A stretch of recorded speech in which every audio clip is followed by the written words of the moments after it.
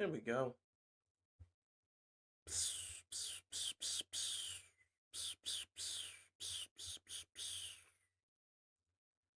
Hmm.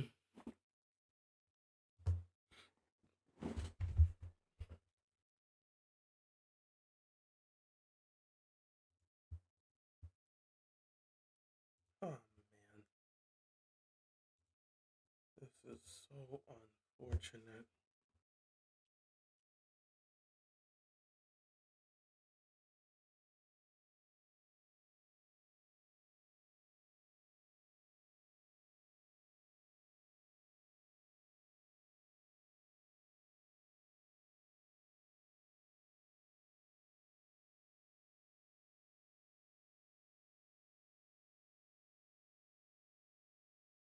I'm getting random serious here that I'm probably gonna. What the heck is this? What?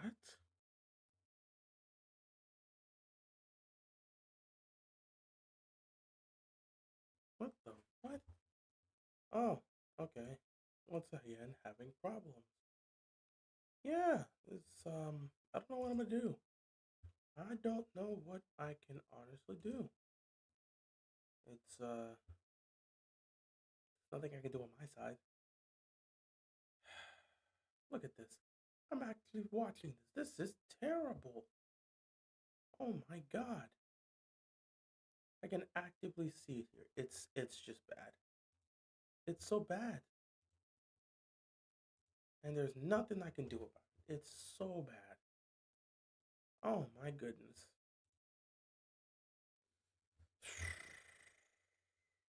What's going on, guys? What's up to my guys at the lunch break hot take? What's going on, everybody? Just getting set up here. Hey, this has been a struggle. This has absolutely been a struggle. Hmm.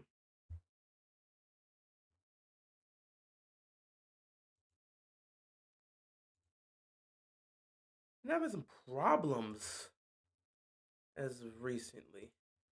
If you've seen, we've been here, which is unfortunate because I have a little bit of things I want to, well, not a little bit, but I only have one thing I really want to talk about today. And I feel like it has to be discussed. I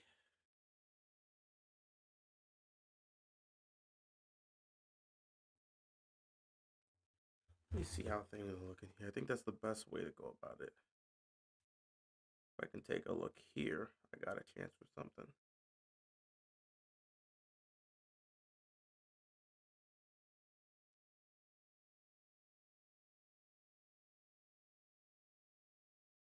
Oh boy, this is bad. Ooh, man.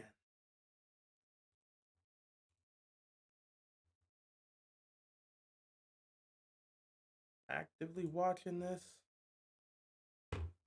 Hi, it's a bad thing. Let me even see how it sounds. I apologize for this, guys.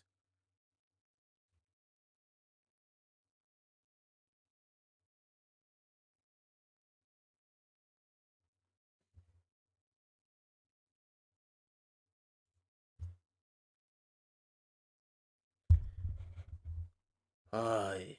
Hi, Vay. Look at this. Oh, man.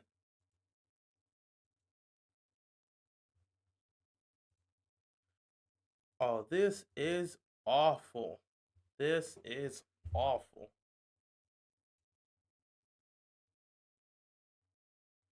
Hi. Okay. I have I have no idea how this is gonna manage. It's been a struggle that I'm still dealing with, but I guess I can at least give my take. I have no choice but to deal with this as it is because there's no way I could change anything up right now. This is really a long-term problem for me to consistently deal with. I can't even lie to you.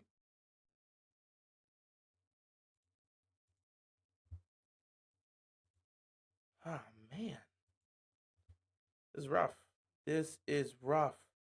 This is rough. Trust me, you're not the only one that's noticing this. This has been happening for the last 2 weeks. It's been rough. I haven't had these problems since the first time I started doing my streaming, which makes things difficult for me to essentially do what needs to be done. But I don't really have any. Oh, it makes it difficult to even stream.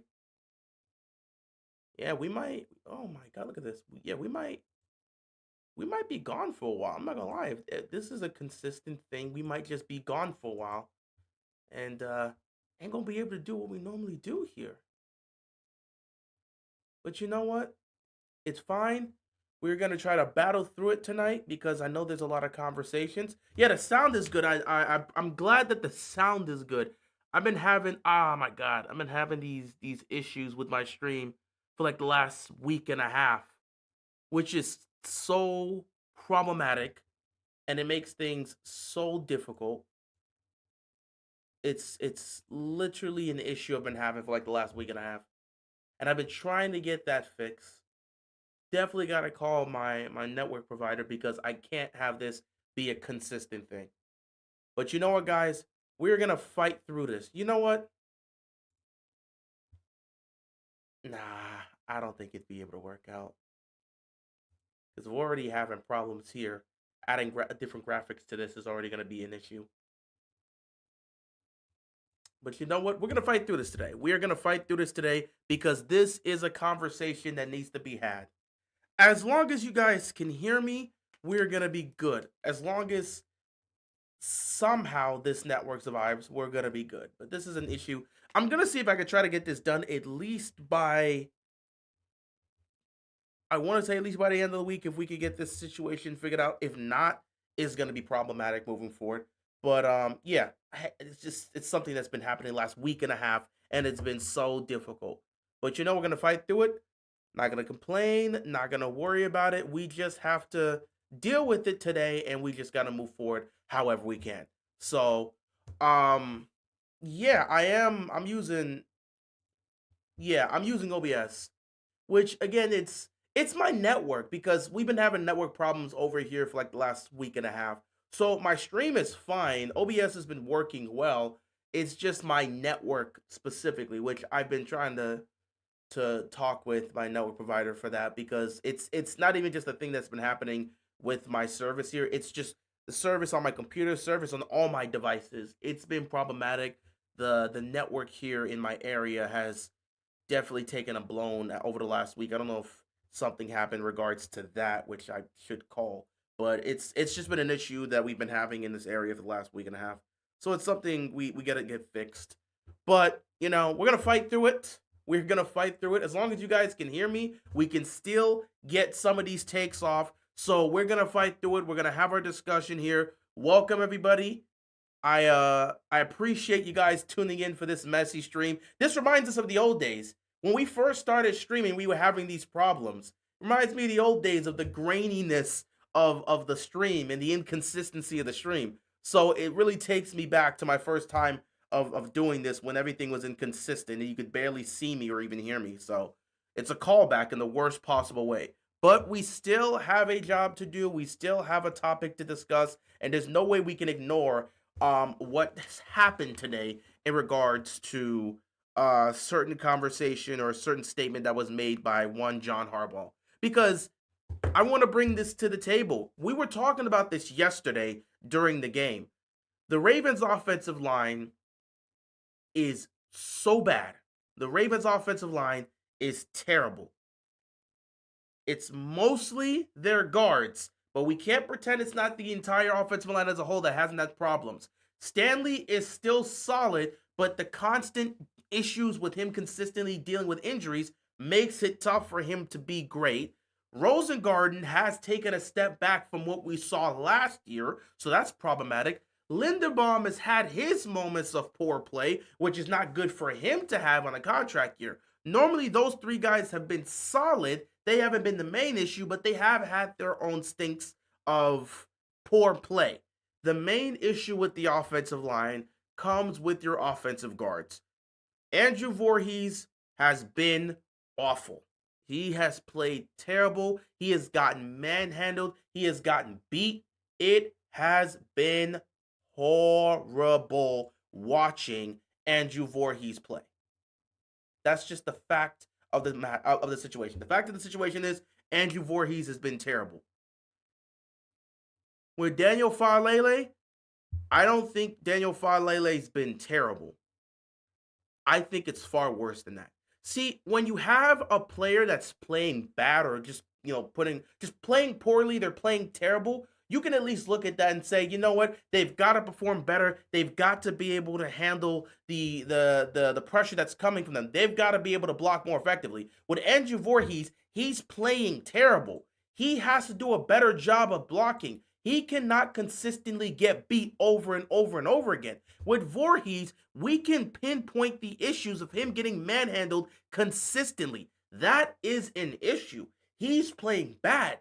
With Daniel Faalele, I don't think Daniel Faalele is playing poorly. I don't think that's the issue with him. It's far worse. Me personally, I don't know if this guy can play right guard at the NFL level. When I look at Daniel Faalele play that position, he looks like somebody that is completely lost and has no idea what he's doing.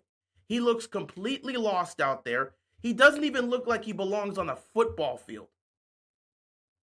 That makes things difficult. If Faalele was playing terribly, we could sit back and say he's doing a poor job. He needs to be better in this. He needs to be better in that. He's got to do a better job in pass protection. He's got to do a better job in blocking on the run to be able to create these holes for our running backs. If I could just sit back and say he's playing poorly, I can say that he needs to improve on this, and that. But dude, it's far worse than that. Daniel Faalele looks like a guy that does not belong on the field. He doesn't look like an NFL guard. He doesn't play like an NFL guard at all. That's the problem. He doesn't look like an NFL guard. He doesn't play like an NFL guard. It's bad. It's really bad when you take a look at it like that. He is bad. Oh boy. And it's not a good thing to have a guy out there that actively looks like that. When you look like you don't belong on the field, you shouldn't be on the field. There's no way to help a player like that. Voorhees playing poor, telling him to step up, do a better job in executing, that's one thing. Voorhees has just been terrible. But Faalele looks like he does not belong on a football field. He looks like he has no idea how to play the position he's on. That's a problem. That is a serious problem. You cannot be sitting here as an offensive guard and you look like you have no idea how to block. There's been far too much film out there where we've seen Daniel Faalele actively look like he has no idea how to block. He has no idea how to do anything. When he's trying to make these blocks, he's actively like leaning his head down to try to do something. When the ball gets snapped, there's 4 other offensive linemen blocking somebody, and Daniel Faalele is doing what I've been calling shadow blocking. Daniel Faalele is doing a lot of shadow blocking this year. He's doing a lot of shadow blocking. He's out there blocking nobody. He's blocking air. Everybody at least has somebody they're attempting to block. Daniel Faalele, on too many times on film, he's shadow blocking. He's blocking nobody. 4 other offensive linemen are blocking somebody. This guy is blocking air. And next thing you know, Lamar's on the ground. Are we serious right now? The offensive line is so awful. It's so awful. The offensive line is terrible. It's terrible. But here's the thing. A good franchise, a competent franchise, a franchise that's serious about competing for a title would be able to recognize just how bad this offensive line has been. And because these competent franchises that are actively looking to compete would be able to recognize how poor the offensive line is, they would make active changes. If you're serious about competing, If you're serious about trying to make a push in the postseason, if you're serious about getting to the postseason and being a significant threat to go all the way, if you're serious about actually competing for a championship, you would recognize the issues with the personnel you're putting out there, and you would make significant changes so that you can put yourself in the best possible position to go out there and win and put yourself in the playoffs to have an opportunity to compete for a title. That's what contending teams do. That's what teams that are serious about competing do. That's how it's supposed to be. But then we take a look at this Ravens squad, this Ravens team that apparently is quote unquote actively serious about competing, and you're watching them do things that don't match up with a team that's supposed to be competing for a title. The way they're going about things is the way poor, on the way terribly poor, the way they're going about things is the way poorly run organizations would go about things. When you look at teams like the Jets, they would be doing crap like this. There's a player or a group of players, there's certain personnel out there that are actively playing poor week in and week out and week in and week out, and we don't make the changes we need. And by the time we do make any changes, it's far too late to save the season. Best example is with Justin Fields. If you hadn't heard, he got benched this week. Tyrod Taylor is going to be playing. He's going to get the start against the Ravens on Sunday. Justin Fields was actively playing terrible week in and week out and week in and week out. There was no changes. There was no improvements. Nothing was being changed. Nothing was being improved. They sat there with the issues. And it's not like Tyrod Taylor is the automatic answer, but at least you have to make a change sooner rather than later. You have a lot of bad franchises that will see problems with their team, and they won't make the adequate changes. They won't even make the attempt to make the changes. The Cleveland Browns are the perfect example. They'll wait far too long before making any sort of change. They'll wait until the season is out of hand for them to try to significantly change things. That's a poorly run organization. They look like they have no idea what they're doing. So when you see a team like the Ravens follow in these footsteps, it has to concern you if you're a fan of that team. Because your football team, that's a team that's supposed to be competing for a title, an organization that's been praised for being prestige and one of the top tier organizations in the league, for them to be doing things in the same fashion that poorly run organizations will be doing is so bad. This offensive line is not good, and the Ravens have done nothing to change it. Their franchise quarterback is getting battered and beaten. And they're just standing there watching it without making a single attempt to change anything. That speaks volumes, man. That actively speaks volumes of how poor this organization has been, running over the last year, if you want to say year or so. Because this is not how great organizations should be running things. Your franchise quarterback, the face of the franchise, is actively getting battered and beaten because you didn't invest in the offensive line. And your response to this is by not making changes. That's horrible. John Harbaugh had his weekly press conference. He has this after every Monday, pretty much. And in this press conference, he doubles down. In fact, he quadruples down on the offensive line because they have been consistently, the media, especially Jeff, shout out to Jeff, they have been consistently asking on a week-to-week basis about this offensive line. Because the offensive line continues to be poor, the offensive line continues to stink, and the offensive line continues to put Lamar in danger. Lamar's taken a lot more hits this year than he's taken last year. He's taking more sacks than he did last year. It's been poor. The run blocking's trash. They can never get a push at the offensive. They can't get a push. They had to run that play on 4th down with Mark Andrews because they actively don't trust their offensive line to get 1 yard. They can't get a push. This offense stinks on 3rd and short situations because their offensive line stinks. This offense stinks in the red zone because their offensive line cannot hold up long enough to do anything in the red zone. Their offensive line is terrible. And yet you have a head coach that's not doing anything to change things, and he's just doubling down, he's tripling down, he's quadrupling down on these same guys that are actively putting the franchise quarterback in danger. So Harbaugh has been asked consistently this season about making changes on the offensive line. And they continue to ask him about that. And here's Harbaugh's response today in regards to be asked, in regards to the question of whether he thinks or doesn't think changes are necessary for the offensive line. Harbaugh, you put the best 5 players out there, the 5 guys who are playing the best. That's what you do. It's not even a hard answer. So the answer to the question is pretty much yes. We're putting the best 5 players out there, and they're playing pretty damn good.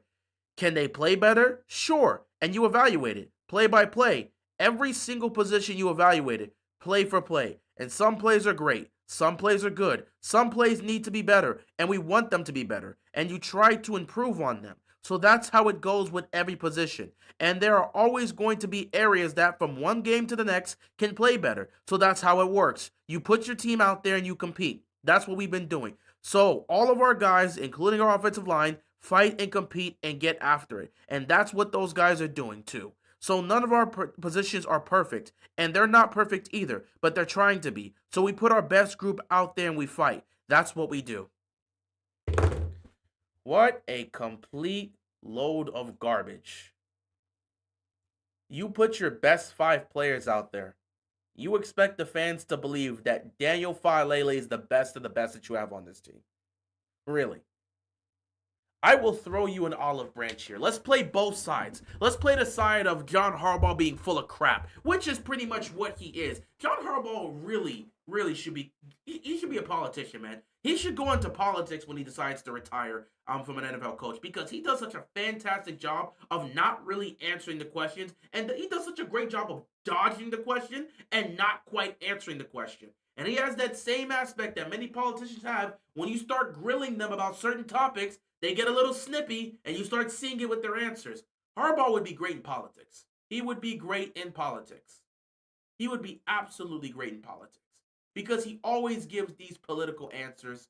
It's the same old garbage coach talk that you get on a week-to-week basis. I don't know why fans continue to tune into these press conferences. Harbaugh says the same crap post-game and his Monday press conference. Whenever he's at the mic, you don't need to listen to what he says. It's a load of garbage. It's the same coach talk. You're never going to get anything worth a damn to listen to. It's worthless. Whatever the man's saying at the podium is worthless. It brings no sort of clarity or solace to the fan base. It's a waste of time and energy. The media has to ask the same old tired questions and get the same old garbage coach talk from Harbaugh on a week-to-week basis. It's a complete waste of time. With that being said, let's play this game here. Let's start with the first aspect of Harbaugh being full of crap. Harbaugh saying this is the 5 best we have out here. You actively refuse to put Ben Cleveland out there. You keep watching Faalele you're watching Daniel Faalele put Lamar in danger every single week. Lamar is in harm's way every single week with that bum under center. With that bum on the line, Lamar is under pressure consistently, and he's in danger every single week. And you remain very, very, very stagnant on Faalele and the rest of this offensive line being good. What are you watching? You can't tell me you guys aren't watching the film and seeing that this guy is constantly looking lost out here. That guy does not look like he belongs on an NFL field. He doesn't look like an NFL guard. He doesn't look like one. He doesn't play like one. You cannot say he's playing like an NFL guard. He's not. An NFL guard does not look this lost, this consistently on the field. He doesn't even look like he knows what he's doing half the time. But we're supposed to believe he's the best of the best that we have to offer. You won't even try Ben Cleveland, but I'm supposed to believe this is the best that we've got. Harbaugh is so full of crap, and everybody can clearly tell he's full of crap. That's why he gets snippy at these press conferences, because the media continues to call him out on this. They continue to ask the questions and press him on this, and he's getting snippy because it's his way or the highway. We already know this team isn't going to win anything significant with that guy running everything, so nobody's surprised. This team ain't winning a Super Bowl. We all accept that. But the fact that the arrogance of this guy, the arrogance of this coach, you're actively watching your franchise quarterback get killed out there, and yet you come to the podium and you say the same crap and you refuse to make changes. Lamar has to take those hits. Your job is to make sure he's not taking those hits. You're actively watching your franchise quarterback get killed out there, and you're not doing anything as a head coach to make any changes. That right there is pathetic. You keep trying to convince us this is the best you have to offer. That's a load of crap. Your arrogance, your pride refuses to let you try anybody else other than the guy that you want to choose to believe in. I don't know what you see in Daniel Faalele to make you believe he could play consistent at the NFL level, but he is awful. He's garbage. He's going to get our quarterback seriously hurt. He's getting this man smoked every week. And you stand on the sideline looking like a goofball and proceed to do nothing about it. You watch Lamar take those shots every week, and you don't make any changes. How disappointing. If Lamar ends up getting seriously hurt, I will truly wish you the best of luck in Baltimore, buddy. That's all I'm going to say. Lamar ends up getting seriously hurt because of Faalele. I wish you and Faalele the best, because watch what happens with this fan base and how they turn on you. They're already on the verge of turning on you. But let Lamar get hurt because of Daniel Faalele and watch how the fans react.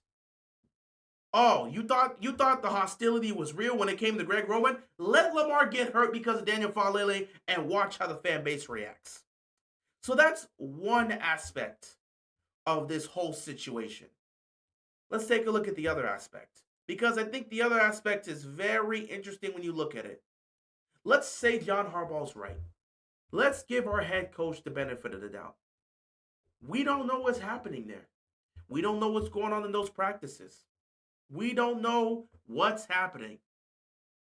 Let's give John Harbaugh the benefit of the doubt and say the 5 guys that are out there are the 5 best offensive linemen they have on this team. Maybe he's right. Maybe guys like Ben Cleveland are so awful they don't deserve to be on the field. They don't even deserve a chance. Maybe our head coach is actually right and they are putting the 5 best linemen they have out there.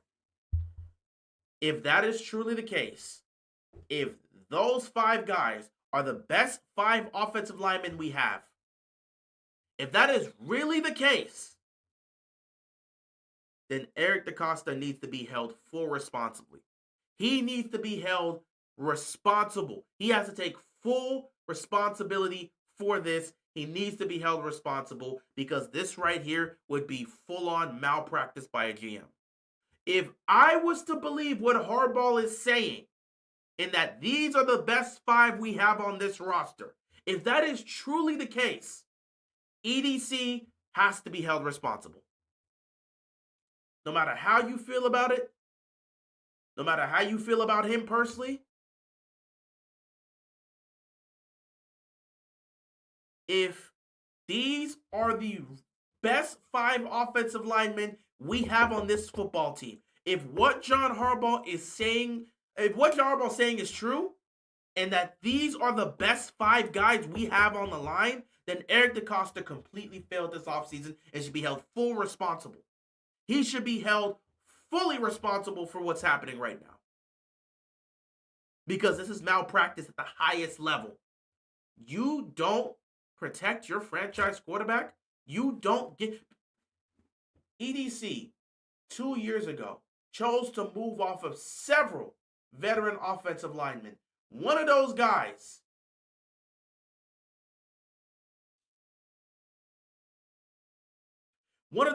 being Zeitler. John, you're watching some terrible stuff. My network right now is going haywire, and I can't get it to be consistent. So I apologize for the stream looking like this. We're not going to be here for much longer. We just wanted to get this take out. I'm dealing with what I'm dealing with right now. The network is at the very worst. I don't know my stream. I've been dealing with these network issues the last week and a half. I'm trying to get it fixed. It's a big part of why you haven't been seeing me stream as much because I can't maintain a stream. This is what happens. I just wanted to get this take out here and leave. So I apologize for the stream looking like this. It's definitely reminiscent of how my streams used to look when I first started. Nothing I could do about that. So I apologize for the stream looking like this. We're not gonna be here much longer, assuming we don't get kicked out. And we'll just say what we gotta say. So I apologize for the stream looking like this. We're not gonna be here much longer. I just wanted to get this take out. I might have to make a video about this tomorrow as well because I don't know if I'm gonna be able to stream moving forward this season if this continues to happen. It's just become a problem. But yeah, I apologize for the stream, but we do have to get this take out. And then we'll just call the night here. So yeah, like I was saying, if we give John Harbaugh the benefit of the doubt, we give him the benefit of the doubt and say, you know what? He's absolutely right. These are the five best players we have on the offensive line. They're playing their five best linemen. If he is right with that, if he's correct in that statement, if he's accurate, and that really is the five best offensive linemen we have, EDC needs to be held fully responsible for this. EDC has severely failed this offseason with several of his pickups. The only one that's worked out for the most part has been Awuzie. D-Hop's here and there, but we didn't have a lot of high expectations for D-Hop, so it is what it is. Awuzie is the only one that worked out. Jaire didn't work out.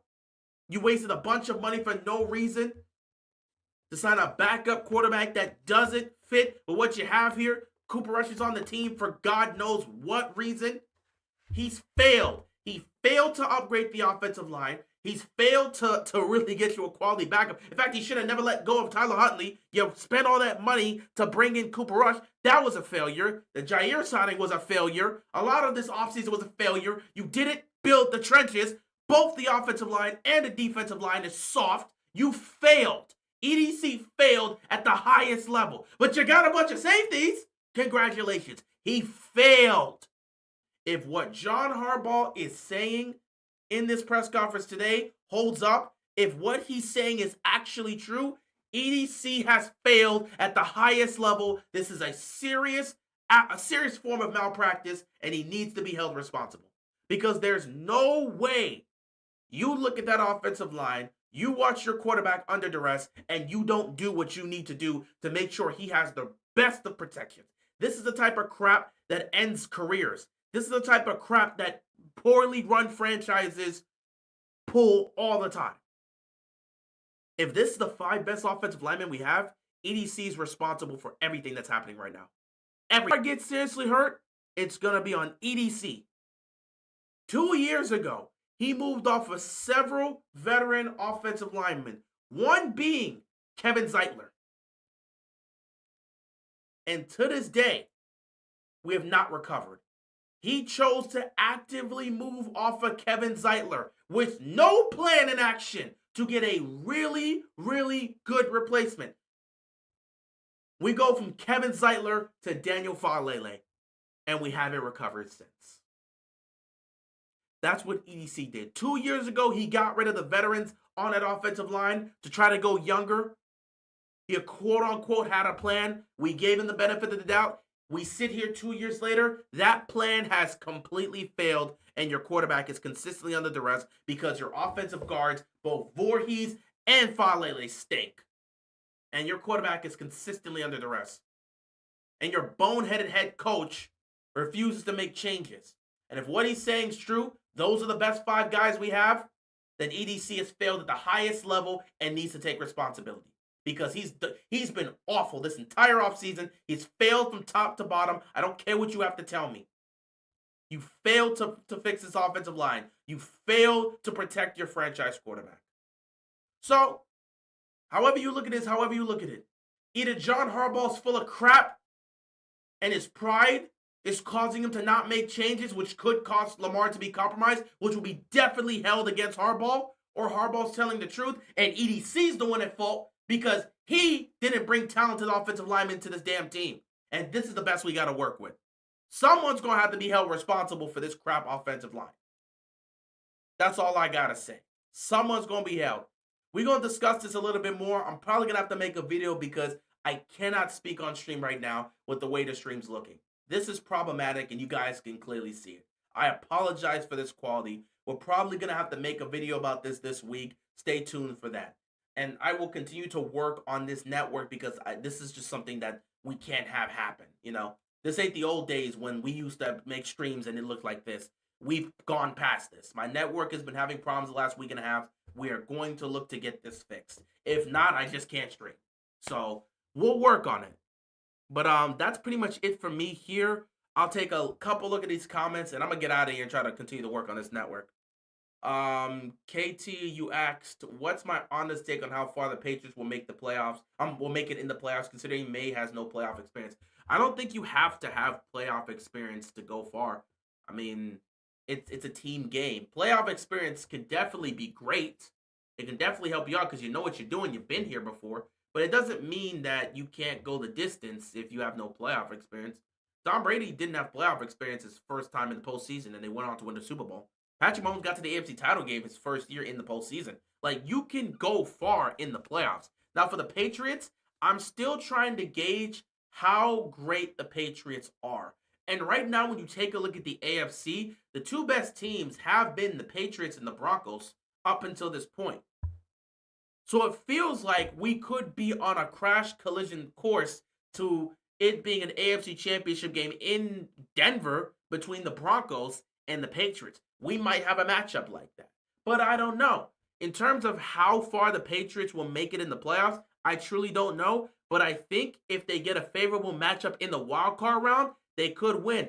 The unfortunate part is because of what's been happening in these divisions, there's a chance they could get Buffalo or Kansas City, though I would probably lean more towards Kansas City. They may end up getting Kansas City in the wild card round. If the Patriots end up getting Kansas City in the wild card round, that's an immediate danger. They could lose that one. If it was a team like Houston, they could potentially win. So I think they could go as far as the divisional round, and if the matchups fair, if the matchups work with them and the matchups are beneficial or at least works to their advantage, I could see a possibility where the Patriots get to the AFC title game. But again, we're working on a year where everything's been chaotic and we don't know what to expect. Kansas City could potentially miss the playoffs. That's a realistic conversation that we may have to have. I don't believe they're going to miss the playoffs, but it's very possible that could happen. That is a very, very possible future. A future where we're in the postseason in January and there's no Kansas City. That's possible. It's unlikely, but that is possible. So, KT, realistically, I think the Patriots, at the very least, can win a playoff game if the matchup works to their advantage. But I don't know if they can go all the way. Then again, like I said, you don't need to have playoff experience to go all the way. The Patriots did this with Tom Brady his rookie year. Patrick Mahomes went to the AFC title game and was this close to the Super Bowl his first year as a starter. So anything can happen. Jaden Daniels went to the NFC title game his first year in the postseason. Won 2 playoff games, both on the road. Anything can happen. So I think the Patriots have a fair shot to go the distance, and I don't think Drake May's lack of playoff experience is going to be the difference maker. I think at the end of the day, they've got a good team and they've got a good shot. Just got to go play football in the postseason. Ravens are not changing the offensive line. So yeah, Ravens need to change the offensive line, but John thinks it's good. They're not changing the offensive line. Yeah, Kevin, you're right. O-line's not getting fixed anytime soon. 4 sacks by one guy is not acceptable. I'm glad we won, but that can catch up. Dude, we still got to face off against TJ Watt twice. And considering the fact that they have been playing poor as a unit, TJ Watt is certainly going to get to Lamar. Good luck with that. We need to make changes in the offensive line. Both Voorhees and Dumbalele are nothing. Yeah, we do need to make changes, but we're not going to be able to make changes. Why? Because our head coach doesn't see a need to make changes. The team, they are who they are, and they're not going to make any changes anytime soon. So we're just going to have to deal with it. Yeah, allowing Garrett to get 4 sacks on Lamar was wild. Miles Garrett's the best defensive player in football right now, so it's not like it's a surprise that he's able to do this. But the fact that our offensive line's been stinking up the joint to the point where Lamar has been getting hit a lot more and been taking a lot more sacks this year than he was last year, that's problematic. But it is what it is. Falele needs to go. He's big for nothing. He's not going anywhere. Harbaugh continues to endorse him. He's not going anywhere. That's the unfortunate part. Harbaugh continues to endorse him, so there's nothing we can do about that. We ultimately just have to deal with what we got to deal with.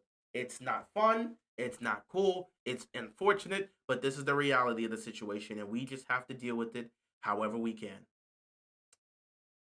With that being said, everybody, I am going to call it a night here. Again, I apologize for the stream looking the way it's looked. This has definitely been problematic. It's probably been one of the worst looking streams. I'm mad it's actually getting more consistent now towards the end of the stream because it's like past 12. So past 12, we get some level of consistency. Still having some problems though, but at the end of the day, I wanted to get my point through. We'll probably have to make a video on this and further discuss this, but I did want to talk about this today. Be on the lookout this week. We'll discuss it on a video later on down the week, and I'll continue to work on this stream so we can get some consistency and make sure it doesn't look like this because this right here is unacceptable. The stream cannot look like this. This needs to be fixed. So I apologize for that. We'll look to get that fixed, and that's gonna be it for me tonight, guys. Thank you so much for tuning in and sticking with me through this whole process. We're gonna get this situation fixed because otherwise we can't stream. With that being said, guys, I'm gonna let you guys enjoy the rest of your night. We'll be continuing to talk about this. Be on the lookout for a video this week because we have to discuss this, and then we'll go from there. With that being said, everybody, good